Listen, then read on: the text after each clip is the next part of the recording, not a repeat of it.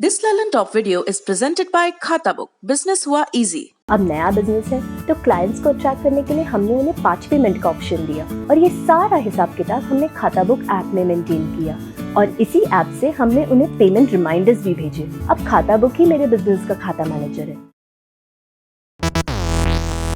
Italy के 2 नौसैनिकों पर भारत में 9 साल से यानी 2012 से एक केस चल रहा था। 2 मछुआरों की हत्या का केस। मामला सुप्रीम कोर्ट में था जो अब बंद हो गया है। इटली की सरकार ने भारत के न्यायालय को 10 करोड़ रुपए मुआवजा ट्रांसफर किया और ये भरोसा दिलाया कि आप नौसैनिकों को इटली वापस भेज दीजिए, हम यहाँ उन पर क्रिमिनल केस चलाएंगे। इस बिना पर केस बंद हुआ है। अब दोनों नौसैनिक अपने देश वापस जाएंगे और इटली से आया मुआवजा इस केस के पीड़ितों को दिया जाएगा। ये इस केस का हालिया घटनाक्रम है, लेकिन जैसा कि हमने कहा है कि ये मामला 9 बरस पुराना है, इसे जानने के लिए काफी कुछ है। चलिए आपको बताते हैं इस पूरे केस के बारे में। 15 फरवरी 2012 को शाम 4:30 पर भारतीय मछुआरों की एक नाव पर 2 मिनट तक गोलियां चली। जिस जहाज की तरफ से गोलीबारी हुई उसका नाम था एनरिका लेक्सी। ये एक कारोबारी जहाज था जिस पर इटली का झंडा लगा हुआ था। ये जहाज सिंगापुर से इजिप्ट जा रहा था। 34 लोग इस जहाज पर सवार थे। इसमें इटली नौसेना के 6 जवान भी शामिल थे जिन्हें जहाज की सुरक्षा के लिए इटली की नौसेना ने तैनात किया था। भारतीय मछुआरों की नाव जिसका नाम सेंट एंटनी था, उसके मालिक फ्रेडी लुइस ने बताया कि बिना किसी चेतावनी के उन पर गोली चलाई गई। फ्रेडी की नाव पर सवार केरल के 2 मछुआरों की इस गोलीबारी में मौत हो गई। इसके बाद भारतीय नौसेना ने कारोबारी जहाज एनरिका लेक्सी को लक्षद्वीप में रोक लिया और अपने साथ कोची बंदरगाह ले आए। 2 इतालवी मरीन सैनिकों पर गोली चलाने का आरोप तय हुआ। दोनों मरीन सैनिकों के खिलाफ शिकायत दर्ज करवाई थी फ्रेडी लुइस ने। दोनों सैनिकों ने कहा कि उन्होंने समुद्री डकैत मानकर उस नाव पर गोली चलाई थी। इसके तुरंत बाद इटली के विदेश मंत्री गुइलो तेरजी ने इतालवी मीडिया को बताया कि कारोबारी जहाज एनरिका लेक्सी को भारतीय जल सीमा में ये कहकर ले जाया गया था कि उन्हें समुद्री अपराध की छानबीन करनी है। उन्होंने इसे स्थानीय पुलिस का धोखा बताया। 30 मार्च को भारत के विदेश मंत्रालय की तरफ से सलमान खुर्शीद ने किसी भी तरह के धोखे की बात से इनकार कर दिया। दोनों इतालवी मरीन पर भारतीय दंड संहिता की धारा 302 के तहत हत्या का मुकदमा दर्ज किया गया। इस बीच दोनों सैनिकों को इटली में होने वाले आम चुनावों में वोट डालने के लिए सशर्त जमानत पर इटली भी भेजा गया। इसी के बाद जनवरी 2013 से इटली दोनों सैनिकों को भारत वापस भेजने में हीला हवाली करने लगा।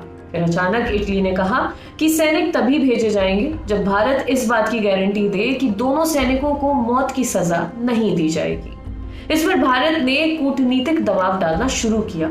इटली के भारत में राजदूत को देश छोड़कर जाने पर रोक लगा दी गई। दोनों तरफ से भरपूर कूटनीतिक चालों के बाद दोनों मरीन सैनिक आखिरकार 22 मार्च 2013 को भारत आए। इस पर इटली के विदेश मंत्री ने सरकार से असहमति के चलते इस्तीफा तक दे दिया, जिसके बाद इतालवी मीडिया में खूब बवाल हुआ।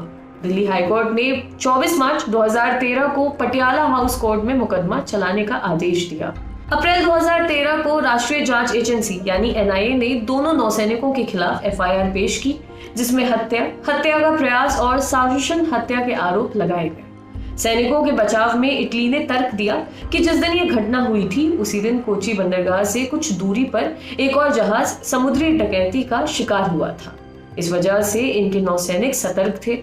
हालांकि भारतीय कोस्ट गार्ड ने इसका जवाब देते हुए कहा कि अगर दुर्घटना में भी गोली चली तो उसे इंटरनेशनल मैरीटाइम ब्यूरो यानी IMB या भारतीय कोस्ट गार्ड को रिपोर्ट क्यों नहीं किया गया। बिना रिपोर्ट किए ही एनरिका लेक्सी इजिप्ट के रास्ते पर 70 किलोमीटर आगे क्यों चला गया।